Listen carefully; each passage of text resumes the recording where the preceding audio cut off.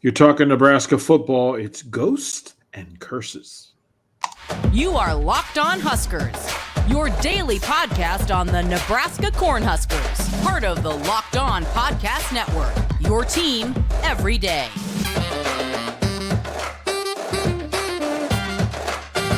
Hey folks, DP here. Thank you for making Locked On Huskers your first watch and listen each and every single day. Thank you to you everydayers who check in and make sure that you know what's going on with the Huskers. I'll throw it back to Mark Onweiler. He'll talk to you about Built Bar. Thank you, DP. This episode of Locked On Huskers is brought to you by Built Bars. Now, if you're like me and you're trying to make healthier choices with your food, but you don't want to compromise on taste, you've got to try Built Bars and Built Puffs. Seriously, they taste so good, you're not going to think they're good for you. But they are. They've got incredible flavors like cookies and cream, peanut butter brownie, my favorite, churro. And I got to be honest, I'm not entirely sure how Built does it. The macros on them, incredible. Only 130 calories, 4 grams of sugar, and 17 grams of protein. And now, you don't even have to wait to get a box. In the past, you've always been able to order them from Built.com. Now, if you're near a Sam's Club or a Walmart, and chances are you are, you can just hop in there, go over to the pharmacy section, grab yourself a box of 4 of them in flavors like cookies and cream, double chocolate, or coconut puff. Or, like always, get all of the flavors over at Built.com. Check them out, Built Bars and Built Puffs, right now at Built.com. DP, back to you.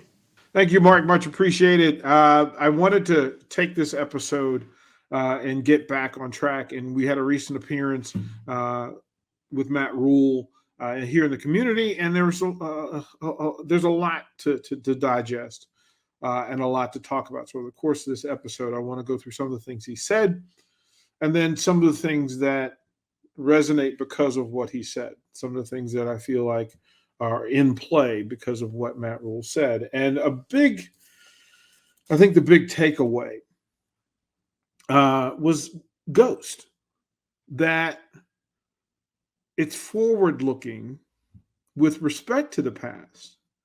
It's forward-looking, forward work, forward efforting with respect to the past. He's not Tom Osborne. He's not Scott Frost. He's not, he's not anybody that coached before. He will pay respects to them, but his work is forward. And a couple of things in the conversation, because if he spends his time chasing the ghost of Huskers past, you cannot focus on the future. You cannot focus on the now. As a coach, as a player, if you're working from yesterday, you're missing the whole benefit of this thing that you do. It's about today and next. And he wants it to be about Nebraska football. He knows that, week 1 on the road, Minneapolis against Minnesota and PJ Fleck, that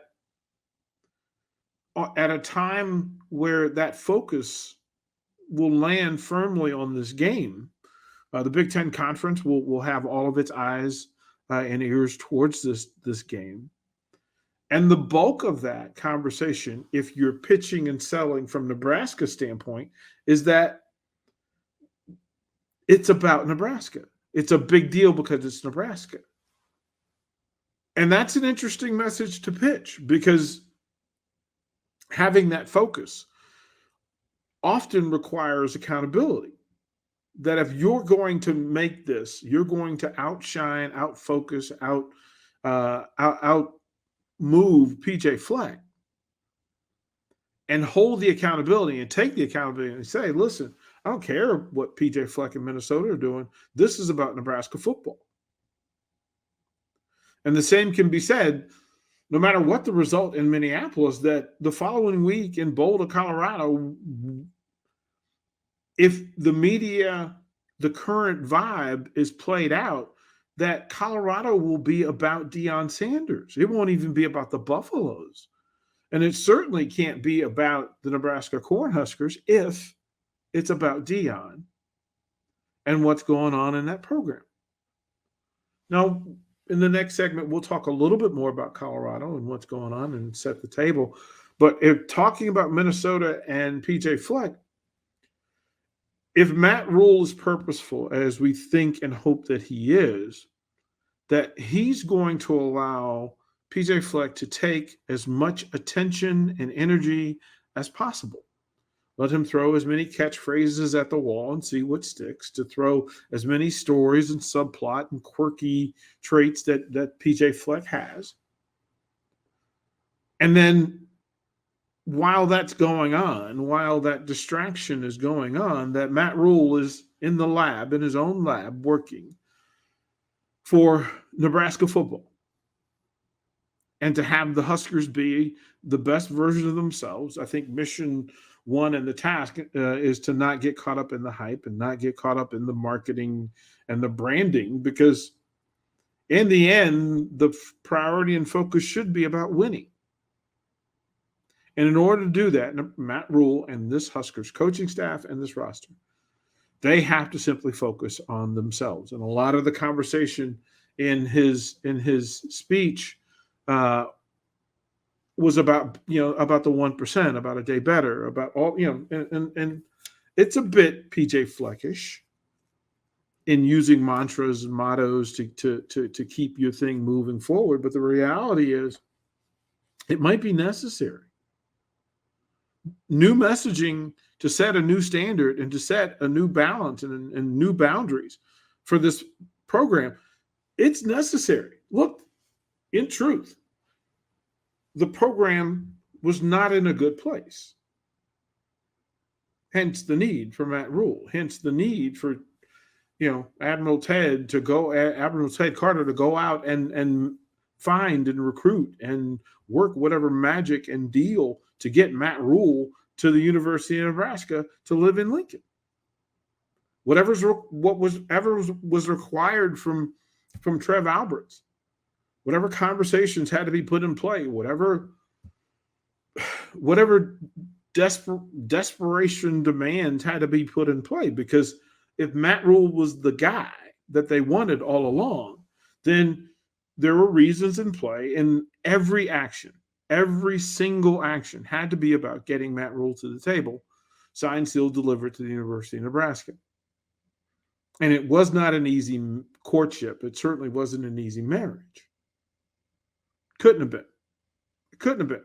Wouldn't have taken so long. And for how many ever tries there were to make the thing work previously and whatever negotiating numbers were in play, finally the deal gets done and you can throw confetti in the air and folks can start to celebrate. But the reality is, this program will not go into Minneapolis as the favorite.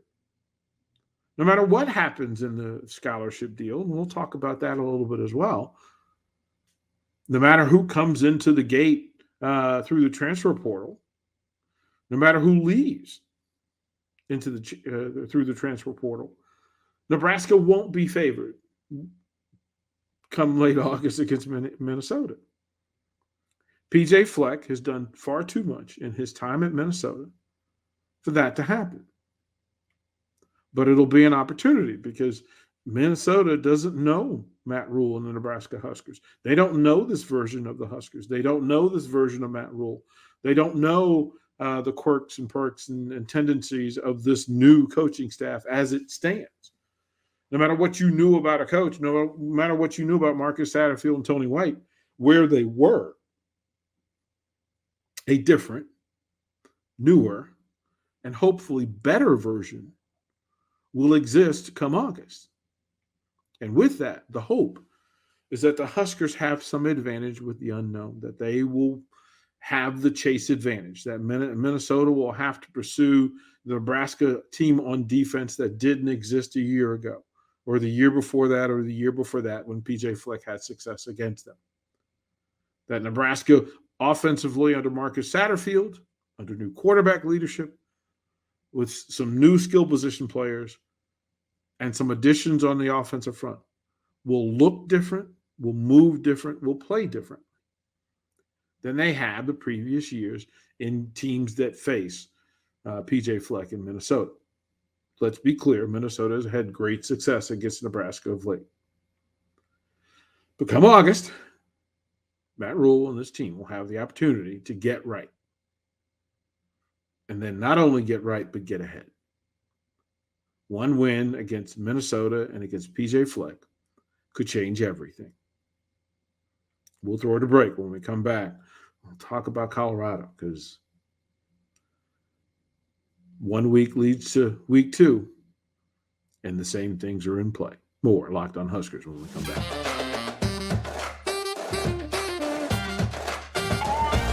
Hey gang, DP here, Locked On Huskers. Once again, thank you for making Locked On Huskers your first watch and listen each and every single day. And again, a shout out to you, magical, everyday folks who come and hang out with me for almost a half hour each day, just checking in on the Huskers and the content of what's going on. Greatly appreciated. And over the course of the next few episodes for the week, we'll talk about the change of the roster. We'll talk about the program. We'll talk about the Huskers in the community. We'll talk a little bit about Nebraska baseball, Nebraska softball, Nebraska track and field.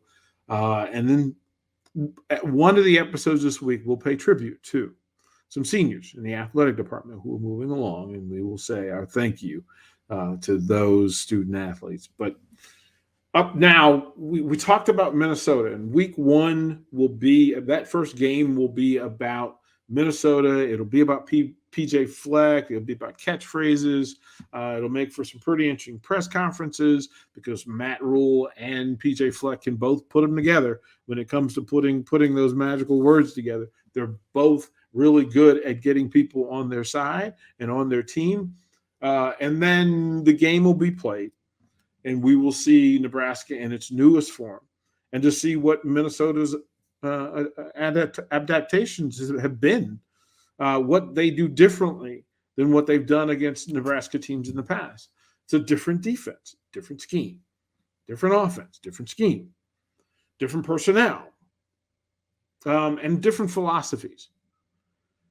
Look, year 1 at a new program, especially when the program is Nebraska, where there's so many eyes to the program. There's so many ears around the program. There's so much management of time and space and rumors and fact checking. There's so much of that time spent that ultimately Matt Rhule will have to figure out how to stay focused. How does he stay focused? How does he prepare for Minnesota in the best possible way all of the time? Factually, he cannot lose the game against Minnesota in July, but Husker fans are going to track this thing as though they can. So Matt Rhule will have to work from that perspective, that there are people who are going to watch every little thing. They'll hear every little thing. And quite frankly, they think they will know every little thing about Nebraska football over the course of the next few months. And while the next thing is the important thing, Matt Rhule was also smart enough and wise enough to know that there are fans in Husker Nation that are thinking about Colorado, and they're thinking about Deion Sanders and what he's doing in Colorado. And a big part of it is, as you're peeking over the fence to see what kind of, what the neighbor's backyard looks like, or looking through the window to see what the neighbor's den looks like. The reality is while you're doing that, you cannot maintain your own. You can't do it. And Husker fans that are spending a lot of time, monumental amount of time, focused on Nebraska, on Colorado and their transfer portal issues or situation, because some would call it an issue and say that this can't be good for Colorado football. This can't be, the Buffs can't be a better team if they were a bad team and then you're bringing in all these new players. But some will say, well, geez, the players they had weren't very good. So the more changes you can make, the better they're going to be. And then there are those that would say it shouldn't be for the coach to garner so much attention, to be a vacuum for so much energy, positive or negative. But those people saying that aren't truly remembering that this is Deion Sanders. He's a winner. That's what he's done. And as a coach, doing it with fewer resources at Jackson State than he will ever have at Colorado. And Colorado was buying behind and selling out, their spring game and The transfer portal is active with players who are considering leaving where they are to come play for Coach Prime in Boulder. The reality is, Deion Sanders doesn't know what Matt Rhule is going to do defensively. He doesn't know what he's going to want to do offensively. He doesn't know, like he doesn't have film on Nebraska under Tony White. He'll have it that week. He'll see this Nebraska offense under Marcus Satterfield. He'll have it that week. But on the other side, Tony White and Marcus Satterfield have zero idea of what Colorado's offense is going to look like, who the personnel is, what schemes they're going to run, how they're going to line up, what timing and what pace they want to use, who's going to be the big playmaker, who's going to be wide receiver one, what are they going to ask? Offensively, it's just going to be interesting. And that's a big part of this thing, is that Matt Rhule needs to make it about Nebraska. Don't get caught up in PJ Fleck. Don't get caught up in Deion Sanders. Spend your time, your energy, your focus, your vision on Matt Rhule and this Huskers team. That's what's being asked. That's the buy-in. Again, in chasing the ghost of coaches past, sometimes it's removing the curse. Sometimes it's removing that haunting feeling that Husker fans have about their football program currently. Are they ever going to be good enough? Are they ever going to be better? How good can this team be? Should we have expectation of when this team is going to be good? How long will Matt Rhule stay? And I have to say, through all of this, it is my hope. And I'll preface this by saying this is my hope. My hope is that Matt Rhule finishes his contract at the University of Nebraska because things have gone extraordinarily well. That's my hope. That's my hope. Whether that's my belief or not, that's a different story. But my hope is that Matt Rhule, all of the work that's being put in, all of the talking that's being done, all the visits that are in play, that it will show up with better recruits, better transfers, fewer transfers into the portal from Nebraska, but more a higher quality of player coming into Nebraska from the transfer portal.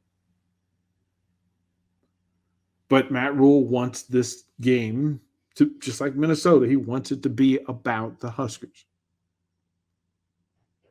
It won't be a day of chasing ghosts. It can't be a camp of chasing ghosts. It can't be. It's not the ghost of Coach Osborne, not of Coach Frost, not of Northwestern and Ireland. It's just not. The focus can and has to be about how this team is going to play football. And you can tell me they're tougher. You can tell me they're going to be faster, stronger. We'll see. We'll know more come August. But until then, we will continually deal with the stories. We'll deal with the possibilities. We'll deal with the schemes and the foundations. We'll deal with the things that we're told. But the reality is this. As much as I'd like to say that here's the truth, that just as easily Nebraska can be 2-0 at the end of these two games or 0-2. I wouldn't be surprised by either. But we'll know more about Matt Rhule. We'll know more about the Big Ten Conference after those first 2 weeks. But you have to go through Minnesota first. It's that first week. We'll talk about another phrase that was passed along. I thought it was pretty interesting.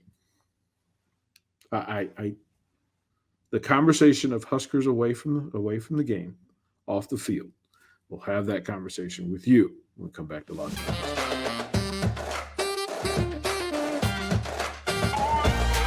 Hey, gang, welcome back, and thank you for, again, making Locked On Huskers your first watch and listen each and every single day. Thank you for the folks who do this every day and come and hang out. If you have not subscribed, please do so below. Greatly appreciate it. The numbers are good, and I appreciate you giving me your time and trusting me with your Husker news. Matt Rhule said a thing that his preference would be, his hope would be, that any space in Lincoln was better because a Husker football player entered it. That's his mission. He said, I am not a football coach. I am a man who coaches football. That means bigger mission, bigger purpose, and he's open about it. I oftentimes get concerned when a coach does not talk about who they are as people. Matt Rhule is trying to redirect some of the conversation about this roster to the people who play the game, who will play the game of football for Nebraska. And there's some interesting folks, but the other side of it is that when you personify the players, while it makes it much easier to root for them, it makes it much more difficult when they leave. Recent news that Casey Thompson jumped into the transfer portal and has committed to FAU after several offers and several conversations about the possibilities, but going to play for a coach that he's familiar with, and Coach Herman. And my hope was that Casey Thompson would be in the Scarlet and Cream this year, getting healthier and competing for the quarterback position with Jeff Sims. I think we can firmly believe now that it is Jeff Sims' job to lose, transferring in from a starting position in a conference in a conference where quarterback play matters, and where he's been a consistent starter for more than a few years. So, what does it all mean? It means that Matt Rhule, through his own words, has said we need to be better people, which will allow us to play the game better. That is so important. That every room that a Husker football player walks into should be a better room because they did so. That hasn't been the case for the last couple of years, truth be told. So, yes, I will give him credit for that. Why? Hope. My hope is that they get this thing right. So that'll be it for Locked On Huskers today. Don't go anywhere, because tomorrow we'll come back with another episode. We'll talk about some of those things that are going on, that scholarship talk. We'll talk a little baseball, Bryce Matthews, Max Anderson. We'll talk a little softball, some Big Ten honors in softball as well. We'll talk about those in the next episode of Locked On Huskers. But thank you for making Locked On Huskers your first watch and listen each and every single day. And close with the 3 words we love so much. Go Big Red.